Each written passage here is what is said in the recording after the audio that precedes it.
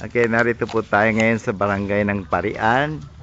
At ito pong barangay chapel ay pinagawa ng Manawag Parish.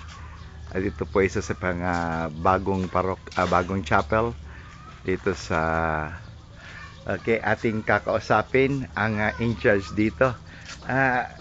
Anong pangalan ninyo? Maribel Kapili po, Father. Okay, Maribel. Ikaw bang in charge dito? Opo. Bali ako po yung janitress dito, Ah, Father. janitress.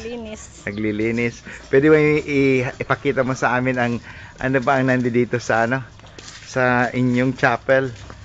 Wow, ano ba ito? Father, Ano ba ito? bali itong wings ng simbahan is may daycare po. Daycare. Ikaw Opo, nagtuturo? Ako po nagtuturo dito, Father. Wow, sikat. Ang daming ng libro dito Paano ito? May library pa kayo dito Opo, Father. Ha?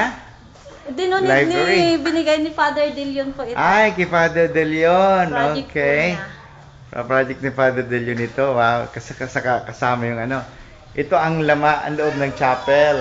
Opo. Okay. Loob ng chapel. So, ngayon, ilan bang mga families dito sa barangay ninyo? More or less, Father, is Mga pamilya. mga Ilang bahay meron dito? mga 60 houses. 60 houses.